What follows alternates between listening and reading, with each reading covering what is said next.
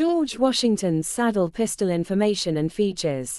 George Washington's saddle pistols are a pair of elegant flintlock firearms that reflect both the artistry and technology of the 18th century, as well as the personal style of America's first president.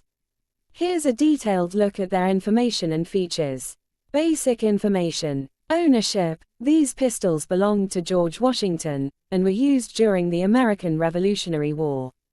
Current location. One of the most famous pairs is on display at the Fort Ligonier Museum in Pennsylvania, and another set is housed at Mount Vernon, his estate.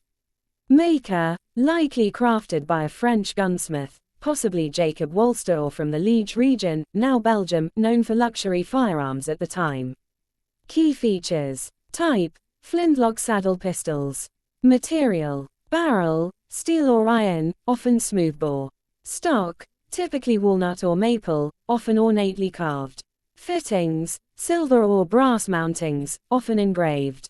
Size. Length. Around 17 to 19 inches. Caliber. Approximately .58 to .70.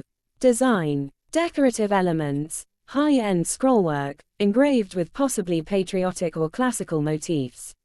Engravings may include maker's mark, flourishes, or Washington's initials.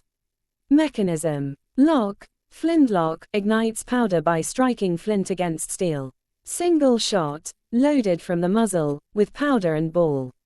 Use. Purpose. Personal defense and symbol of command. Carried, typically in holsters attached to the saddle of a horse. Historical significance. These pistols were used by General Washington during the Revolutionary War. They symbolize leadership, military prestige, and personal bravery. After his death, they were passed down to family and later preserved by collectors and historians.